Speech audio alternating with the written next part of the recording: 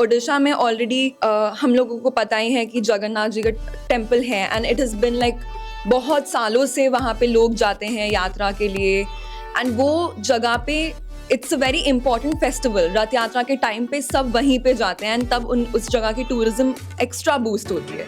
Similarly जहाँ जहाँ पे भी साउथ में आप देख लीजिए इतने सारे मंदिर हैं और they are very organised. Like आपको एक मिनट के लिए भी फील नहीं होगा कि कुछ प्रॉब्लम आ रही है क्योंकि सब इतने ऑर्गेनाइज्ड प्रोसेस से होता है। नॉर्थ ईस्ट से तो हम तो बहुत डरते हैं मैम कि जाए कि ना जाए, जिंदा वापस आएंगे नहीं आएंगे। अगर आपको ऐसा लगता है तो ये बिल्कुल ही गलत है क्योंकि तो मैम आपका चाइल्डहुड का कोई ड्रीम और वो क्या लगता है आपने अचीव किया है या नहीं किया? देखिए ऐसा है कि चाइल्डहुड ड्रीम तो मेरा था ट्रक ड्राइवर बनने का, पर वो तो पूरा नहीं हो पाया क्योंकि चाइल्डहुड ड्रीम्स जो होती है वो हमारे लाइफ का बेस्ट पार्ट होता है when we don't think about what are the repercussions, we just want to be that person। जो देखा वो अच्छा लग गया, वो बनना चाहती हूँ, तो ये होती है बचपन की dreams. But once you reach a certain age you realize कि life is not about dreams, it's about setting your goals।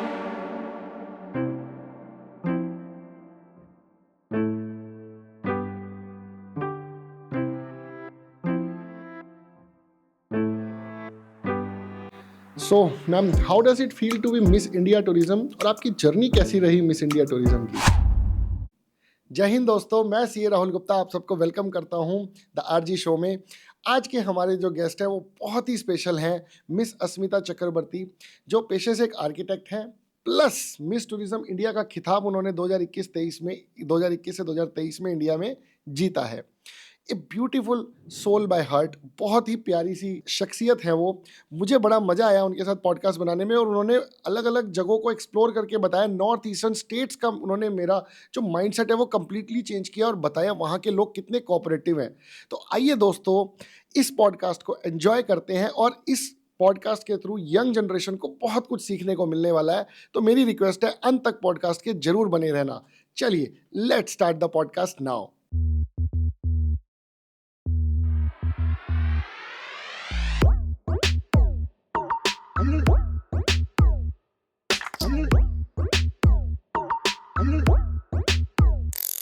तो मैम सबसे पहले हम आपके बारे में जानना चाहेंगे, हमारी ऑडियंस आपके बारे में जानना चाहेगी कि who is Asmita Chakraborty? So, hi everyone, I'm Asmita Chakraborty and I have been the Miss India Tourism from 2021 to 2023 and उसके साथ मैं एक architect भी हूँ, I'm a full-time working architect as well and for me architecture was something in which जो मैंने choose किया था अपने लिए as my for my academic background and for my profession, but modeling started to me as a passion. So मैं जब college में थी so this opportunity just came to me to participate in something called the Campus Princess. That was my first pageant back in 2019 and 2020. So eventually एक pageant में participate करके then I won it and then more pageants happened for me and that's how this was something which started as a passion but later on I started like working in that field as well and इस तरीके से like I started balancing between the two when I was in college. So for me, I think one of the biggest learnings from both of these fields that I've worked in would be that अगर आप चाहते हो किसी चीज़ को like बहुत ज़्यादा दिल से करना, then it will happen. Like अगर आप उसके पीछे hard work कर सकते हो, you're like very dedicated, तो आप balance definitely ला सकते हो उस चीज़ को manage करने के लिए. But अगर आपको नहीं मन है तो फिर तो कुछ भी नहीं होगा. But if you're really passionate, then things do work out. And merely I'm fortunate that things worked out and it worked out in time. So I think I'm really grateful and now I'm sitting here in front of you. So ma'am, how does it feel to be Miss India Tourism और आपकी journey कैसी रही Miss India Tourism की? I think सबसे पहले तो एक बहुत प्रिविलेज की बात है to get a title of Miss India Tourism. And मैंने glamour and super model India में 2021 में पार्टिसिपेट किया था और कोविड की वजह से मेरा इंटरनेशनल पैजेंट जो है वो डिले हुआ था 2 साल. So I had to wait and throughout that entire duration, I got to travel a lot actually. And even for the last 1 year, I've been traveling a lot with my team to different parts of India and auditioning contestants for Miss Universe India. And I think as Miss tourism India मुझे जितनी जगहें देखने का मौका मिला वो मुझे पहले तो इतना मतलब मैं बारीकी से देखती नहीं थी। I don't interact much with people, क्योंकि जब हम घूमने जाते हैं आवर मेन पर्पस इज घूमना। हम वो जगह को एंजॉय करना चाहते हैं, हम उस जगह के बारे में जानना चाहते हैं।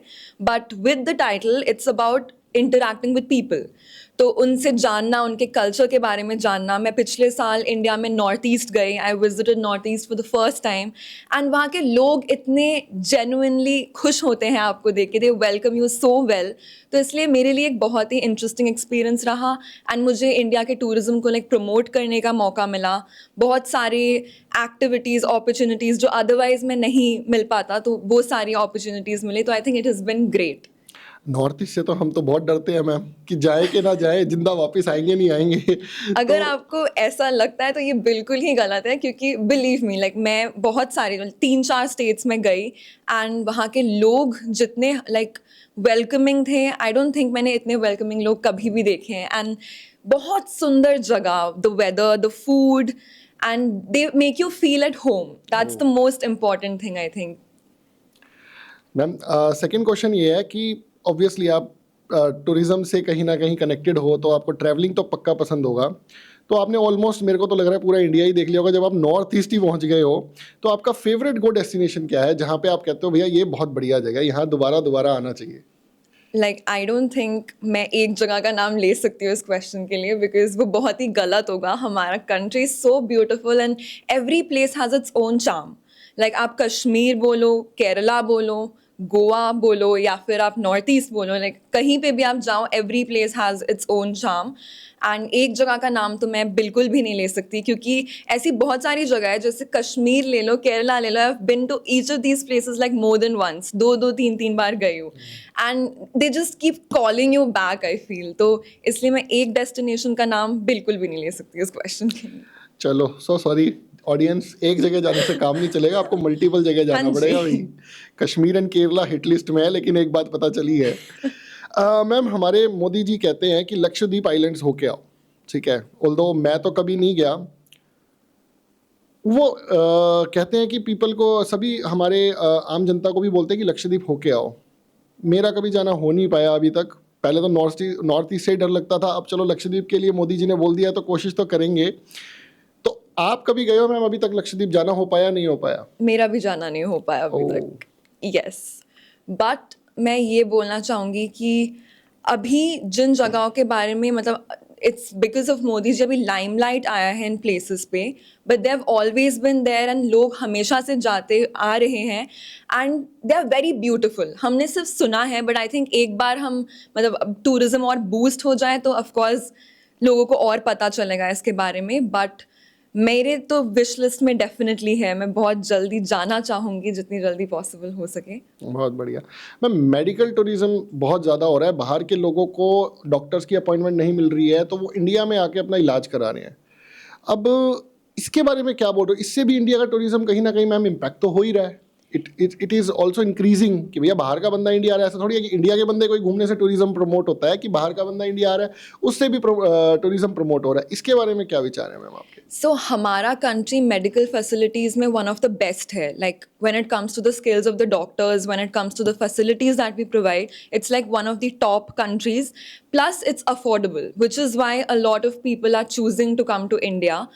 And I think medical tourism is definitely rising. Even post covid मैं कहूँगी कि और ये चीज़ बढ़ चुका है, बिकॉज कोविड के बाद पीपल आर टेकिंग छोटी छोटी हेल्थ इशूज़ को भी बहुत seriously, and they are like looking after themselves, regular checkups करा रहे हैं। एंड क्योंकि India give such affordable and such good quality treatment, इसलिए लोग यहाँ पे आना प्रेफर कर रहे हैं। एंड हमारे कंट्री में मेडिकल टूरिज्म का सेक्टर बहुत ही ज़्यादा बड़ा है, बिकॉज ऑफ कोर्स जितने लोग जानेंगे कि फैसिलिटीज़ अच्छी है तो वो डेफिनेटली आएंगे कंट्री में। एंड आई वांट कि हम ऐसे ही ग्रो करते रहें as a country which has good medical facilities and tourism as well. बाहर से बंदा आएगा, डॉलर्स भी तो आएंगे इंडिया में। अच्छा मैम, एक बहुत ही सीरियस क्वेश्चन है। जितने भी फिल्म स्टार्स हैं, सुपर स्टार्स हैं, ये लोग अपनी शादियां ना आउट ऑफ इंडिया जाके करते हैं, ठीक है। अब मुझे ऐसा लगता है कि यार वाई आउट ऑफ इंडिया? क्या बाहर के बंदे इंडिया में कभी आएंगे शादी करने के लिए? This is my question. क्योंकि राजस्थान में जैसे किले हैं एंड जयपुर में बहुत अच्छी अच्छी लोकेशंस हैं, तो क्या इस तरीके से हम टूरिज्म को प्रमोट नहीं कर सकते? इंडिया के बंदे को बाहर तो छोड़ो यार, बाहर के बंदे को इंडिया आना पड़े। तो आई थिंक मुझे एक चीज़ तो बताने की ज़रूरत नहीं पड़ेगी कि हर साल जैसे ही ये अक्टूबर नवंबर का महीना आता है, एक स्टैटिस्टिक्स रिपोर्ट हमारे सामने आती है कि इस साल इतने लोगों की शादियां हो रही है, और हमारा कंट्री मैक्सिमम नंबर ऑफ शादियां इसी ड्यूरेशन में होती हैं हमारी कंट्री में। एंड हमारी कंट्री का वेडिंग टूरिज्म एक्चुअली बहुत बड़ा है, क्योंकि we have so many beautiful locations. आप बीच वेडिंग बोलो तो गोवा है उसके लिए, अगर आप ये किले की बात कर रहे थे, so Udaipur, Jaipur, Jaisalmer, they have beautiful destinations. And since most people are like a very large number of people are getting married in India, तो इसलिए ये इंडस्ट्री बहुत बड़ी है। एंड ऐसा नहीं है कि बाहर के लोग आते नहीं हैं। अभी इनक्रेडिबल इंडिया का एक नया कैंपेन हुआ है जिसमें they are like promoting wedding tourism to the fullest, क्योंकि वी हैव दैट फैसिलिटी कि हम ये चीज़ होस्ट कर सके। हमारे देश में लोग भी इतने हैं कि वो रिसोर्सेज भी बहुत है जिससे हम इस चीज़ को बहुत बड़ा बना सकते हैं। अगर आप एक लोकल एरिया में वेडिंग करवा रहे हैं, लोकल्स इन्वॉल्व हो सकते हैं, तो उस चीज़ में एम्प्लॉयमेंट भी जनरेट हो सकती है, तो overall it can become a very huge success. तो मैं तो कहूँगी कि लोगों को डेफिनेटली बाहर से भी आना चाहिए, और जो अपने देश के लोग हैं उनको यहीं पे वेडिंग डेस्टिनेशंस ढूंढनी चाहिए। मैम, आपके फेवरेट इंडियन बीचेस और हिल स्टेशन, हम इंडिया की बात कर रहे हैं, मैं फॉरेन की बात ही नहीं कर रहा हूँ। ऑफ कोर्स नहीं, अभी रिसेंटली मैं पौंडीचेरी गई for the first time, and I think वहाँ की बीचेस भी बहुत ही खूबसूरत थी। प्लस गोवा है ही हमारा, साउथ में भी there are so many beautiful beaches. तो beach and more important is that I am a beach person, so I love going to the beaches more than the mountains, which could be an unpopular opinion, but पहाड़ भी हमारे देश में बहुत सुंदर सुंदर है।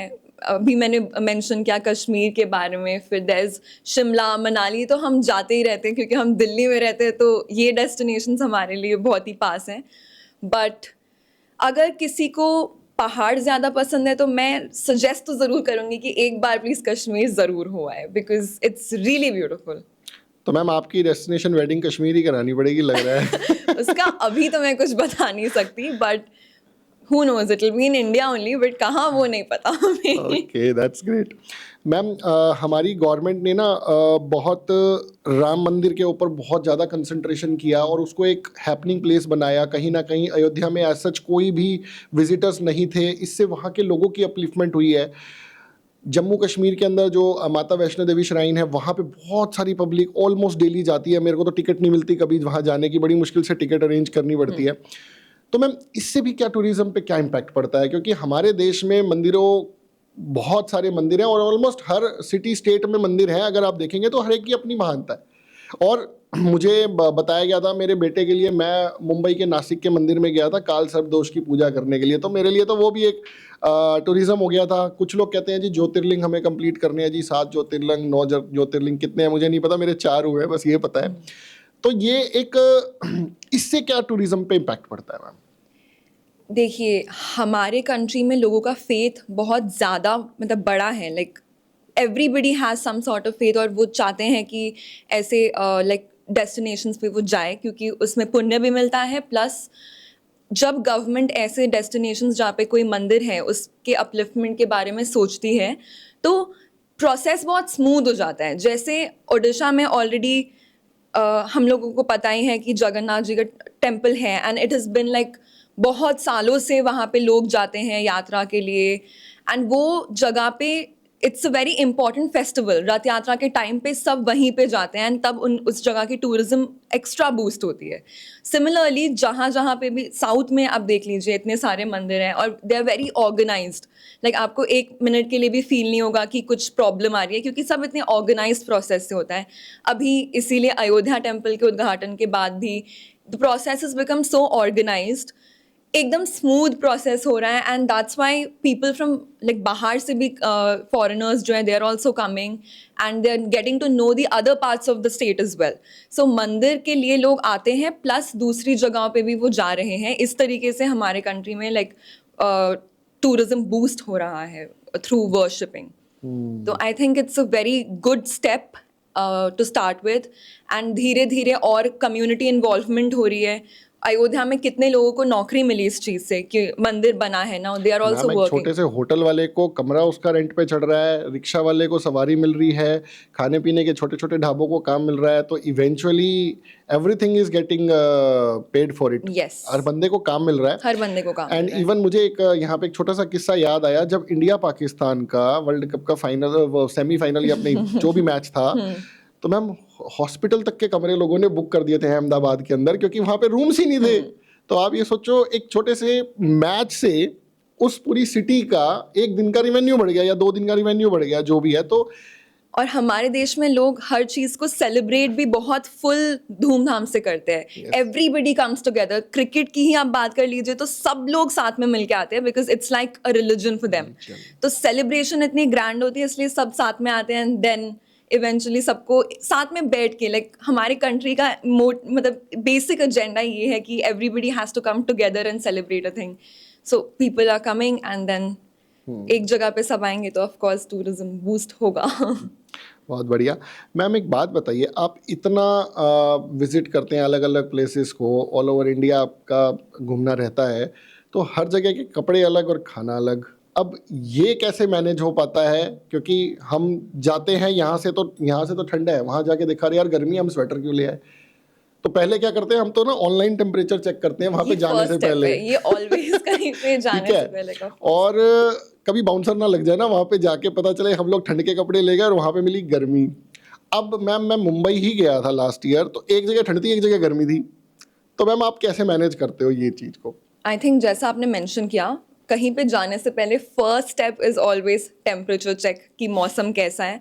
मुझे सबसे दुख होता है जब कहीं पे जाओ और वहाँ पे बारिश प्रिडिक्टेड हो, क्योंकि उससे बाहर भी नहीं निकल पाते, और कपड़े तो छोड़ दो, वो तो बात की बात है। But the first thing is, अगर मैं कहीं जा रही हूँ तो मेरा मेन प्रायोरिटी होता है कि I utilise it to the fullest. जो जो मैं देख सकती हूँ एक एक दिन में, I do that. I make sure कि मैं वहाँ पे जाके सोने में टाइम वेस्ट करना बिल्कुल नहीं पसंद करती। मैं कुछ लोगों को जानती हूँ जो दूसरे डेस्टिनेशंस पे जाके पहले सोते हैं। आई एम लाइक, आप ये क्यों करना चाहोगे? क्योंकि आप अगर कहीं घूमने गए हो तो आप उठ के सुबह से, मैडम थक जाते हैं मैडम, मैं भी सोता हूँ। देखिए थोड़ी देर सोना इज फाइन, लेकिन मेरी मतलब मेरा मानना ये है कि अगर आप कहीं गए हो, सोना तो आप वापस आके भी सो सकते हो। थोड़े दिन अगर जा ही रहे हो तो थकान होनी ही चाहिए। कोई बात नहीं मैम, लगना भी चाहिए कि घूमने गए हो। आप शादी करो फिर बात करना। नहीं, बट हाँ, एंड देन आफ्टर आई गो, मतलब वेदर के हिसाब से पैकिंग करते हैं। अगर थोड़ा ऊपर नीचे हो जाता है तो अगर वहाँ पे किसी को जानती हूँ तो उनसे ले लेती हूँ कि थोड़े से कपड़े दे दो या ऐसा कुछ। अगर it's like only a travel destination तो कुछ लोकल शॉपिंग कर लेते हैं, फिर कोई ऑप्शन नहीं रहता। तो मैम आपका फेवरेट खाना क्या है जो आपको बहुत अच्छा लगता है, और आपको कौन से वेस्टर्न या इंडियन क्लोथ्स में कंफर्टेबल महसूस होता है? देखिए, खाना तो अगेन मैं एक नाम ले नहीं सकती, क्योंकि हर जगह के अलग अलग फूड आइटम्स हैं। But there is one thing which I love is biryani, and this is something which is like my go to food. Like मैं साउथ में चली जाऊँ तो वहाँ की अलग टाइप की बिरयानी होती है। मैं मतलब बंगाल से हूँ तो कोलकाता की हमारी अलग बिरयानी होती है, लखनऊ की अलग होती है, but biryani is biryani eventually. Like कहीं भी चले जाओ, आई लव इट। एंड उसके अलावा तो जो हर स्टेट का स्पेशलिटी डिशेस होता है, I am a very big foodie, so I love eating everything. मैं कोशिश करती हूँ कि कुछ तो ट्राई करूँ नया, जिससे उस लाइक स्टेट का कल्चर रिफ्लेक्ट हो, तो ये मैं डेफिनेटली ट्राई करती हूँ। एंड जहाँ तक कपड़ों की बात करें, I think my favourite outfit would be a sari. Like unbiased opinion, क्योंकि एक तो बचपन से मैंने अपनी मॉम को लाइक बहुत सारी साड़ीज़ पहनते हुए देखा है, and she has taught me how to drape one, and I'm kind of good at it. So I think sari is like my favorite, safest option. Like कोई भी शादी हो, any event हो, you'll always have one sari which can go with that particular occasion. तो अगर option मिले, time हो, तो आई वुड डेफिनेटली थिंक कि sari is something I like.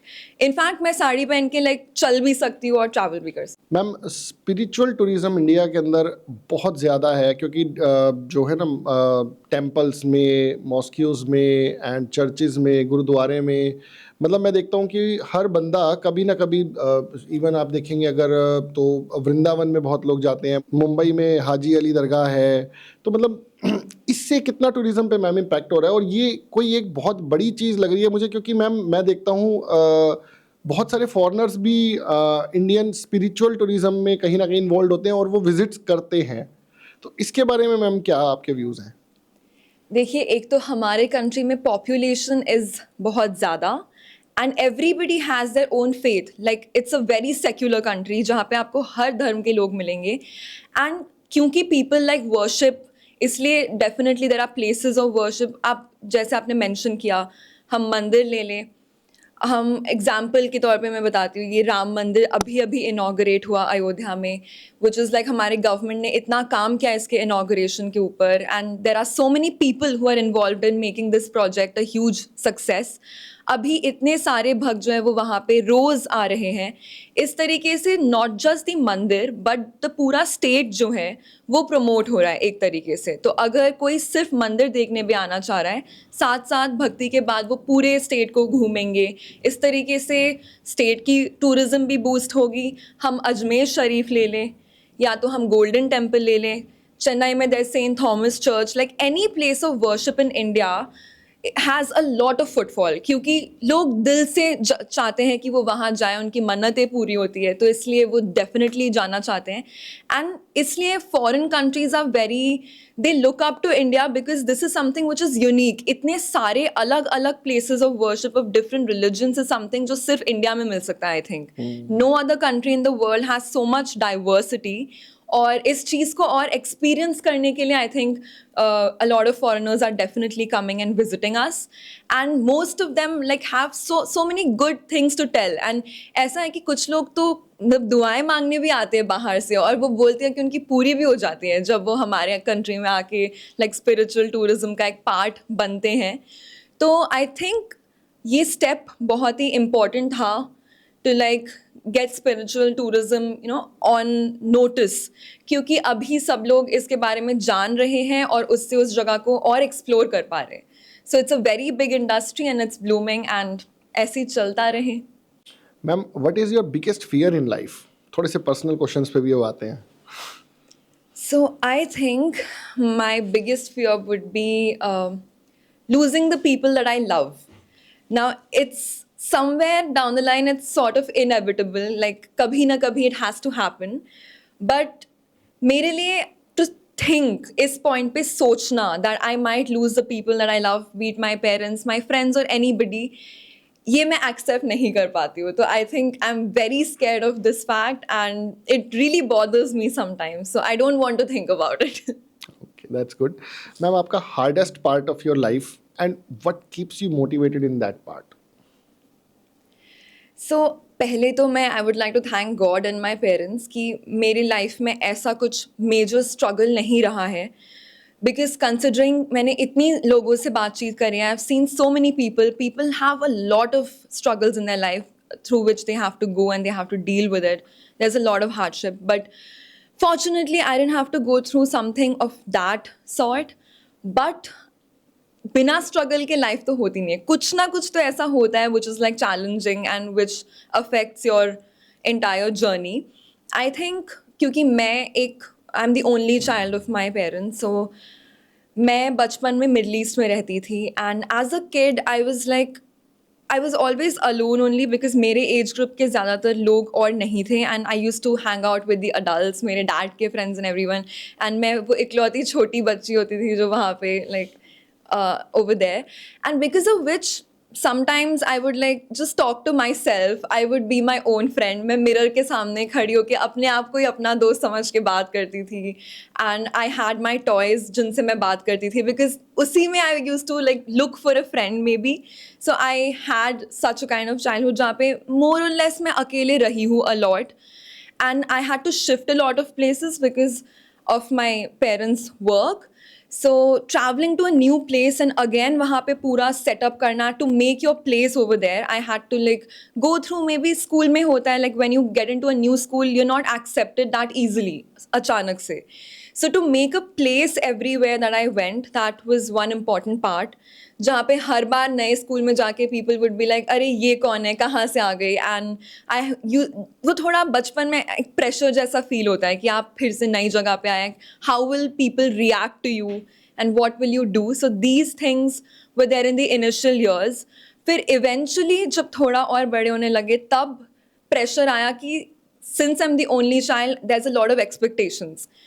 इतना एक्सपेक्टेशंस का बोझ था that you have to do well academically, you have to follow your dreams, so there's a lot of pressure, plus you have to just be that perfect child. Because कभी कभी तो मैं frustrate होकर अपनी mummy से पूछती थी कि why didn't you think of another child, why so much pressure on me, but because you have to live up to their expectations. तो ये चीज़ आपको कहीं ना कहीं खुद से बॉदर करने लगता है. You want to be the best at whatever you do, and this thing definitely was a part of my journey. तो काफ़ी सालों तक मैं खुद ही के expectations तक to put up, I had to like work really hard, and all this definitely affects your mind somewhere down the line because you have multiple thoughts. अगर एक नंबर कम आ गया किसी सब्जेक्ट में तो that used to bother me a lot कि ऐसा क्यों हुआ, like how will I go home and face my parents now. But ये सारी चीज़ I think was just a part of my journey.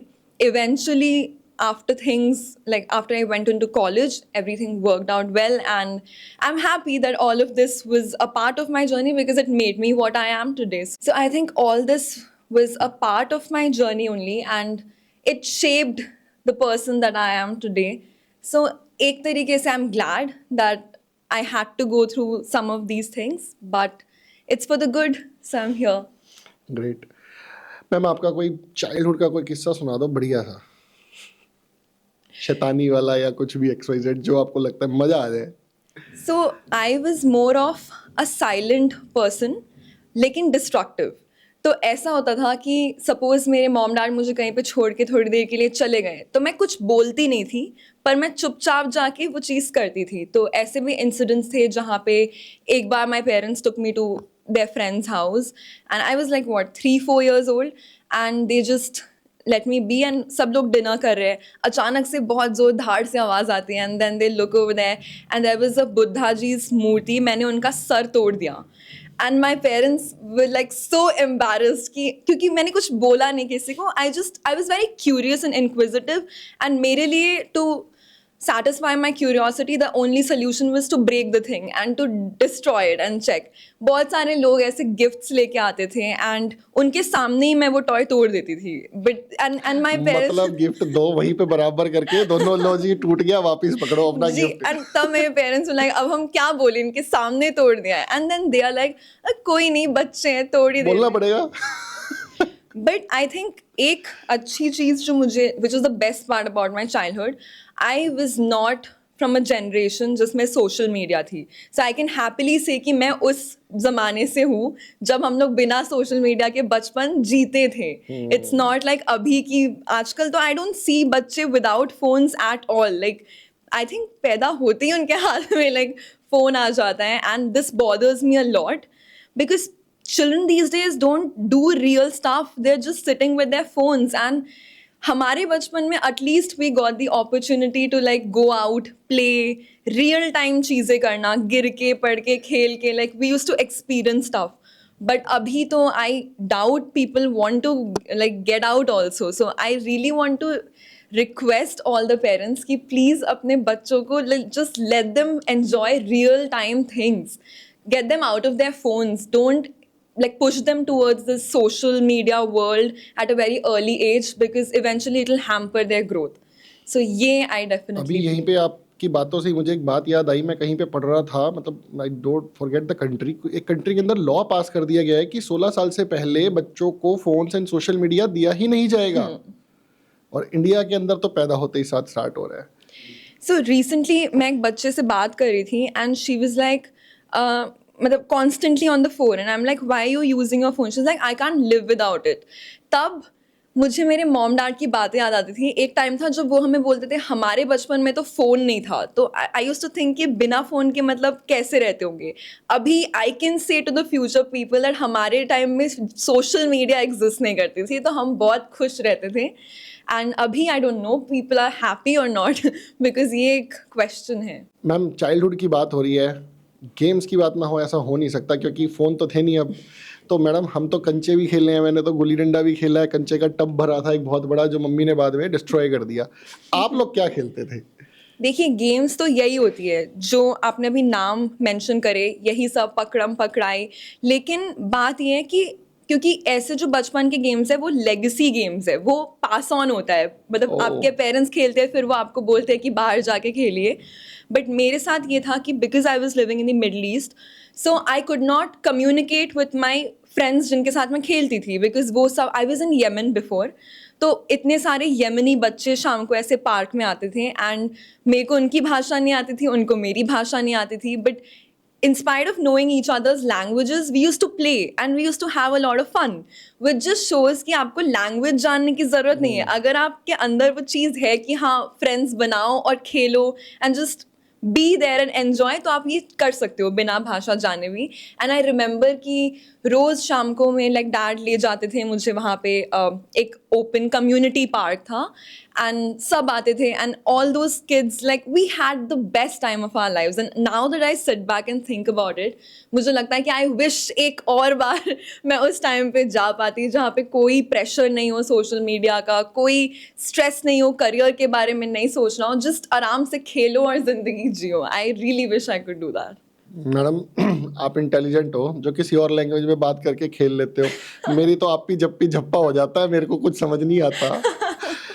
चलिए मैम इसमें आगे बढ़ते हैं। मैम आपका चाइल्डहुड का कोई ड्रीम, और वो क्या लगता है आपने अचीव किया है या नहीं किया है? देखिए ऐसा है कि चाइल्डहुड ड्रीम तो मेरा था ट्रक ड्राइवर बनने का, पर हैं? वो तो पूरा नहीं हो पाया।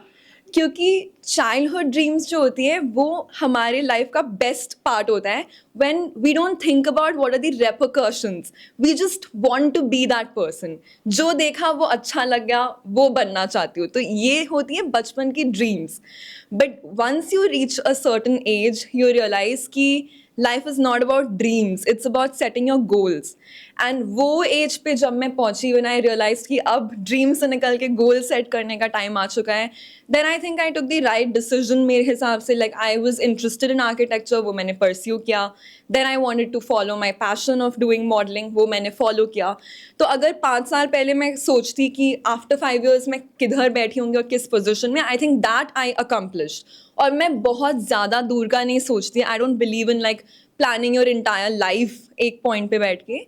I keep short goals, like maybe 2 years, 3 years, 5 years down the line, what I would want to do, and I work for that. So I think I was in the right track and I am in the right track. But वो childhood dream रह गया अभी तो। Dream बड़ा खतरनाक था madam. ऐसा dream नहीं सुना मैंने किसी का भी आज तक जीवन में, ये तो याद रहेगा।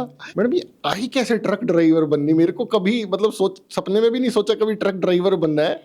ये आई कहाँ से? जैसा कि मैंने बोला कि बचपन में आप जो देखते हो आपको वही करने का मन होता है। And when I was living in Yemen, तो वहाँ पे बहुत सारे ऐसे कार्गो लोड ये सब चीज़ें लेके a lot of trucks used to go, and I used to think कि कितनी ज़्यादा अथॉरिटी और पावर है इस बंदे के पास कि ये इतना सारा सामान मूव कर रहा है। And that made me think कि oh this is something which I definitely want to be. But अभी तो मुश्किल से मेरे को ड्राइविंग आई है इतने दिनों में तो let's see may be some time in the future वो भी बन जाएंगी। मैम आपके अकॉर्डिंग हैप्पीनेस क्या है? So, मेरे लिए happiness is not like getting a huge car or a huge house or maybe buying luxurious products every day. For me, I think somewhere down the line, happiness is related to freedom. Freedom of being able to do what I want to do. And at that point, जैसे अगर अभी मुझे किसी दिन मन कर रहा है रात को मूवी देखने का, then I want to watch that movie उसी टाइम पे, and that will give me happiness. Like small things, but the freedom of being able to do that. So I'm like very very grateful कि it has worked for me, क्योंकि as I said कि मैं बहुत ज़्यादा दूर की चीज़ें सोचती नहीं, short time things, but it just has to be उस टाइम पे पॉसिबल, तो फिर मैं खुश हो जाती हूँ। छोटे छोटे ड्रीम्स, छोटे छोटे सपने, छोटे छोटे कहीं ना कहीं इंटरेस्टिंग सी चीजें करनी है जी। मैम एक बहुत ही बढ़िया क्वेश्चन है ये, मेरे दिल के बड़ी क्लोज है ये क्वेश्चन। कोई चड्डी बड्डी फ्रेंड क्लोज अभी तक है जो बचपन से था और अब तक टच में है? तो मतलब मेरे साथ ये इंसिडेंट बहुत हुआ है कि क्योंकि मैंने स्कूल्स बहुत चेंज करे थे, so I went to each school and I made a new friend, and surprisingly a lot of them are still in touch. Like मेरे मिडल ईस्ट के भी जो फ्रेंड्स हैं from Oman, lot of them are still in touch. And then after coming back to Delhi भी मैं जब school में गई, I made a lot of childhood friends, and everybody is like still in touch क्योंकि friendship is what, it's not a blood relation, तो you have to like निभाना पड़ेगा उस चीज़ को to keep that. And I think I am someone who really like values my friends and I want to keep in touch. So I try जितना हो सके, and इस एक चीज़ में मैं social media को for the benefit of doubt, yeah, I would give it one extra credit because after I came back from the Middle East, तभी तक social media इतना आया नहीं था. When I got back to Delhi in 2011, तब भी social media was not as prominent as it became later.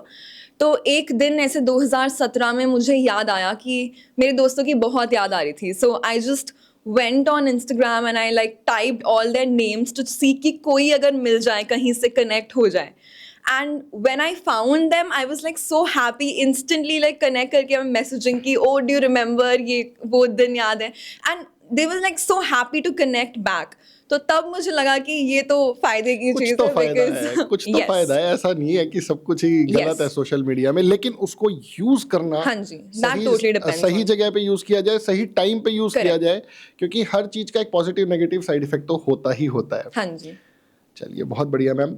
Ma'am एक question हो रहा है मेरा कि आपका आर्किटेक्ट और मॉडलिंग दोनों ही बिल्कुल डाइवर्स फील्ड है और बिल्कुल अलग अलग फील्ड है. अब आप इन दोनों को इकट्ठा कैसे मैनेज करते हो? देखिए, अगर आप यही क्वेश्चन मुझसे 5 साल पहले पूछते कि हाउ डू यू बैलेंस, तो I would have been able to give you a better answer, क्योंकि जब आप कॉलेज में जाते हो you have a lot of time to like explore your horizons, like you want to know what all can you achieve, what are you capable of. तो जब मैं college में गई and I was like a student, तब I thought कि why not try this is well, because college में अगर आप बंक भी करते हो तो कोई फ़र्क नहीं पड़ता एज लॉन्ग एज आप मतलब एग्जाम वाले दिन पहुंच जाओ टाइम से एंड रिजल्ट्स आ जाए. सो इसलिए that was I think the perfect time for me to see if I can like excel in this field. And then I started my career in modelling and in pageants as well. लेकिन तब होता था actual balance, क्योंकि आपका classes चल रही है, आप साथ साथ ये काम कर रहे हो. That was balancing. But I think at one point of your life, you will have to realize that you can't continue to balance. You will have to give priority to one particular profession. And अगर कोई modelling को या architecture को seriously करना चाहता है, तो I would definitely suggest कि ये बैलेंसिंग नहीं चलने वाला, because you have to give priority to one. Modeling is extensive hard work. It requires a lot of passion and dedication as well. Like more than a normal job that you do, you have to put in your efforts. And for architecture, like degree ही जिसकी 5 साल की है, उसमें मैं क्या ही बोलूँ, like you're putting your fuel for 5 years and you have to like work day and night to get that one degree and become an architect. So at one point you have to stop balancing and you have to prioritize. And I think I am in that stage of my life when I'm like prioritizing my architecture career. I am taking up modeling gigs, but that's not my full-time profession now. So I am like setting my priority towards architecture now and taking up modeling as just something which I do for my passion. But if somebody has to take it up professionally, you have to dedicate your entire time for it. Ma'am but एक बात बताइए, ठीक है profession की तरह लेना is quite tough, because जितना भी शूटिंग का या फिल्मिंग का जो भी miss India, miss tourism, miss जो भी यूनिवर्स है, इसके अंदर मैम नेपोटिज्म का बहुत बड़ा रोल है. तो आप कैसे इसमें आपने स्टैंड किया अपने आप को, और कैसे आप यंगस्टर्स को गाइड करोगे कि आप कैसे इसको कोप अप करें? जी देखिए, अब नेपोटिज्म तो लाइक इन दी मॉडलिंग और the film industry, he is not the only place जहाँ पे एग्जिस्ट करती है. It exist in every like industry. आप बात करिए, अगर आप एक प्रोफेशन में है and your dad is like running that business, so he would definitely want कि somewhere down the line you come up and take it over. तो ये तो किसी भी business में या किसी भी industry में हो, this is something which exists. लेकिन real talent is something which is acknowledged. हमारे country में there is scope for real talent for sure. So we cannot defy the fact that if you're actually hardworking and actually talented, you can never go unnoticed. That is for sure. So I think that आज के time में it's also not just competing with talent, but it's also about competing with who knows whom. Networking is very, very essential in today's time because you need to know the right people. If you don't know the right people कि आपको किधर जाके आपका step जो है first step वो कहाँ जाके आप अप्रोच करेंगे एंड किधर से आप स्टार्ट करेंगे, then it's very difficult. So more than like you have to work, of course, you have to have the talent, you have to build your own profile and career as well. But to keep that network, कि where is the right place, कहाँ जाके आपको start करना चाहिए, that research work is very important before you step into some professional field. So I think in my time also, I took the right step. I did my research on which is the credible pageants, which is the pageant training school that I'm supposed to go to. Where will I go and get that sort of like training? And that is where I went. I did my first training in Pune from the Tiara Pageant Training Institute. And that was a life changer for me because over there my mentor, she like introduced me to the world completely and she was like, this is going to come ahead of you. तो ये जो briefing है ये आपको कोई guide अगर करे तो it's very important क्योंकि उसके बिना आप अपना first step नहीं ले पाएंगे. मैम नेपोटिज्म तो ठीक है, चलिए ये हमने मैनेज कर लिया. इसके बाद आता है नेगेटिविटी, बैड कमेंट्स एंड रिश्तेदार. इनको कैसे मैनेज करना, ये बहुत ज़रूरी है सीखना. देखिए सोशल मीडिया में जो नेगेटिविटी और बैड कमेंट्स होते हैं वो तो आप उसको डिलीट करके भी इग्नोर कर सकते हैं, लेकिन जो आपने रिश्तेदार की बात करी दैट इज़ समथिंग जिसको इग्नोर करना तो बहुत मुश्किल है. बट बात ऐसी है कि वी अंडरस्टैंड द फैक्ट कि देर आर सर्टन पीपल जिन्होंने आपको बचपन से ग्रो करते हुए देखा है, तो they feel that they are entitled to give an opinion on everything that you do just because उन्होंने आपको बचपन से बड़े होते हुए देखा है. They need to realise at some point कि ये उनकी ज़िंदगी नहीं है, ये जो जी रहा है उसकी ज़िंदगी है. So they should just keep their unsolicited opinions to themselves. लेकिन ये चीज़ उनको समझ नहीं आती, तो अब तरीका बस एक ही है कि आप एक कान से सुने और दूसरे कान से बाहर निकालें. Because if it starts affecting you तो आप कुछ नहीं कर पाएंगे ऑनेस्टली. मुझे भी ऐसे बहुत सारे लाइक रिश्तेदार, फैमिली, फ्रेंड्स अभी भी एडवाइस देते हैं कि अरे तुम ये कर लो, तुम ये एक्टर बन जाओ, तुम ये कर दो. मुझे नहीं जानना, मैं खुद सोच लूँगी कि मैं क्या करना चाहती हूँ.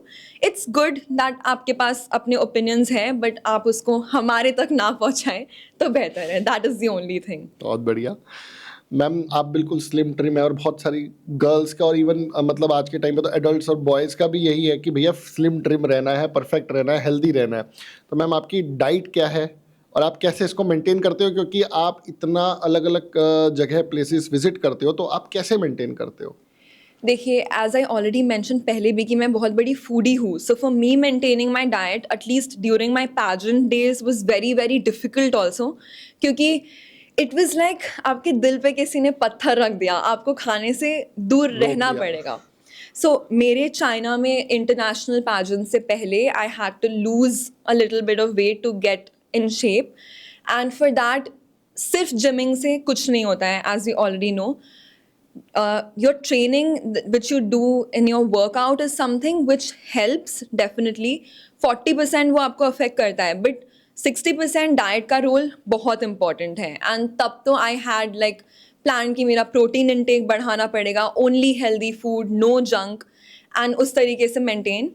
बट अभी right now since my pageant is over now, so I can eat, लेकिन हेल्दी रहना इज़ माई चॉइस नाउ.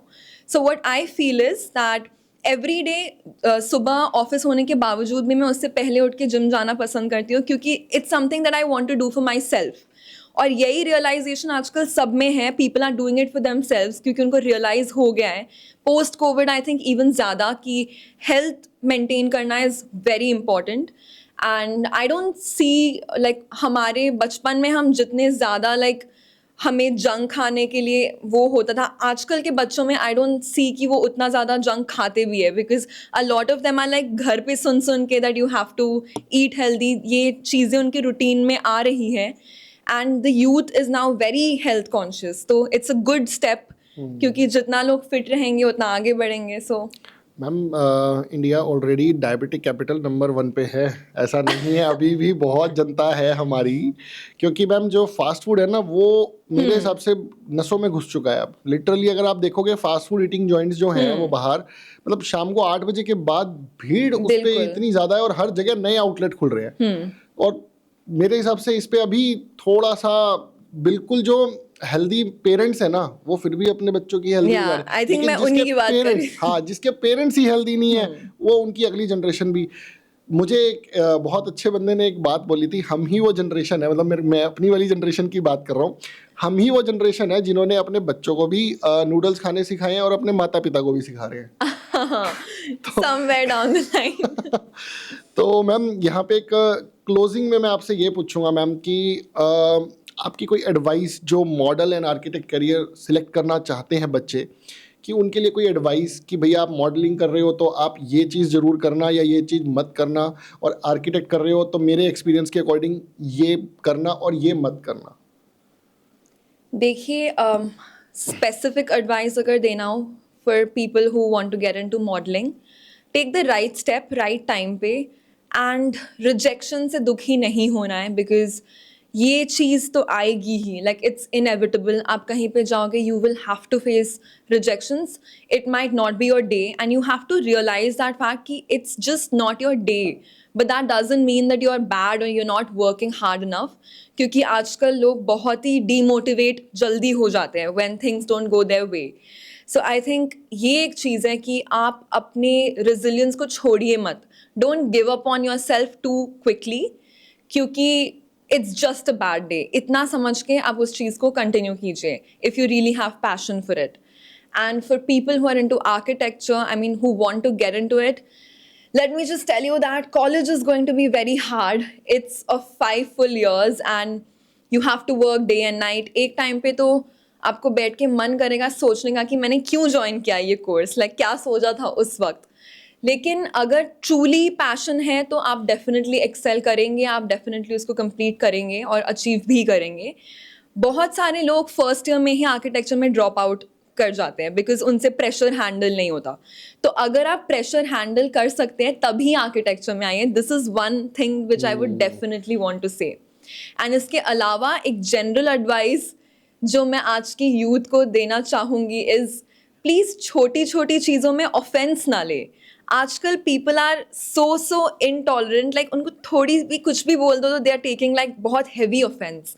तो this I feel can be like, चीज़ों को हैप्पीली लाइट हार्टेडली लेना सीखिए, बिकॉज जनरेशन ऐसा है, world is so fast pace that there is so much competition pressure, there is a lot of comparison, there is social media pressure, जो दिखता है वो होता नहीं है। So all these things are like affecting people's mental health, and जो youth है वो लोग बहुत जल्दी भड़क रही है, they are getting aggressive, and all these issues are just the outcome of this comparison and competition.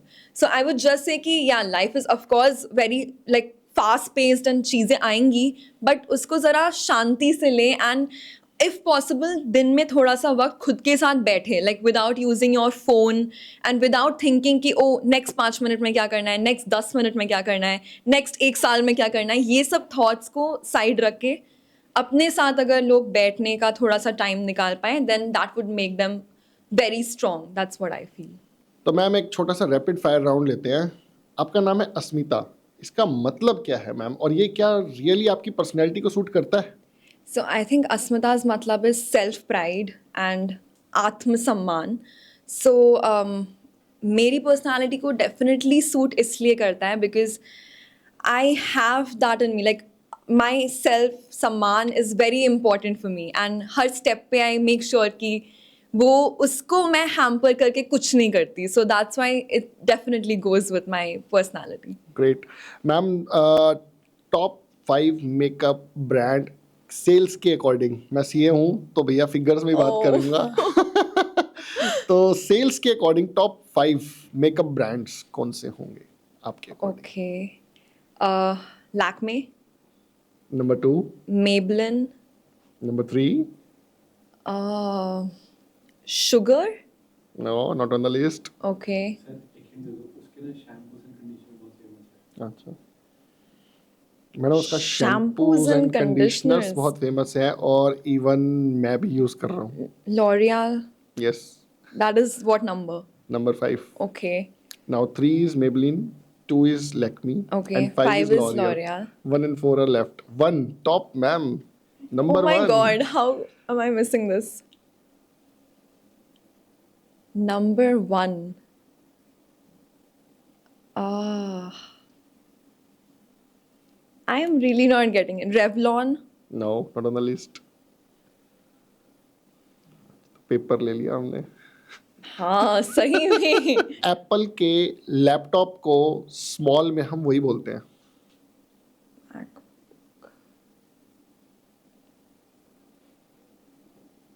Apple के लैपटॉप को क्या बोलते हैं? MacBook. हाँ तो स्मॉल में क्या बोलोगे उसको? Mac. Yes. Oh, Mac is number 1 in Yes. India. I was thinking from India's perspective, and I didn't know कि India में Mac का sales number 1 है. Yeah, now the number 4 is left only. Oh. Is it like a 2 cosmetic? words. 2 words. One is my. One is My. My. Yes. I really don't know this. My Glam. Oh. Oh, I'm so sorry. My Glam was also the sponsor for my pageant, and I my still God, don't know वो this. पकड़ के बताएंगे वो बेटा. Oh, I'm very sorry to the entire team because they have been our title sponsors. कोई बात नहीं, होता है. बड़े-बड़े शहरों में छोटी-छोटी बातें होती रहती है. तो ये थी अस्मिता जी जो मिस टूरिज्म इंडिया 21-23 के बैच में हमारी मिस टूरिज्म इंडिया के टाइटल को इन्होंने रिप्रेजेंट किया था. Architect by profession and a great human being by heart. जो इनके साथ बात करके पता चला नॉर्थ ईस्ट में आपको ज़रूर जाना चाहिए. मैं भी बहुत जल्दी एक ट्रिप प्लान करने वाला हूँ, बट वेदर के साथ साथ मैं वहाँ पे ये भी चेक करूँगा कि भैया कोई लड़ाई झगड़ा तो नहीं हो रहा ना, वो ज़रूर चेक करके जाऊँगा. बाकी मैम ने बताया वहाँ के लोग बहुत कोऑपरेटिव हैं, तो मैं सभी से रिक्वेस्ट करूँगा टूरिज़्म को इंडिया के अंदर let's together promote tourism in India. तो ये थी अस्मिता चक्रवर्ती जी जिन्होंने बहुत कुछ सिखाया. आज मैंने पर्सनली बहुत कुछ सीखा. और अगर आपको हमारा पॉडकास्ट अच्छा लगा है तो प्लीज़ इसको सब्सक्राइब ज़रूर करें, हमारे चैनल को सब्सक्राइब ज़रूर करें, शेयर ज़रूर करें. ऐसा ही बढ़िया बढ़िया कंटेंट हम आप तक लाते रहेंगे और बढ़िया बढ़िया गेस्टों से आपको मिलवाते रहेंगे. आप ऐसे ही चैनल के साथ जुड़े रहो. जय हिंद दोस्तों.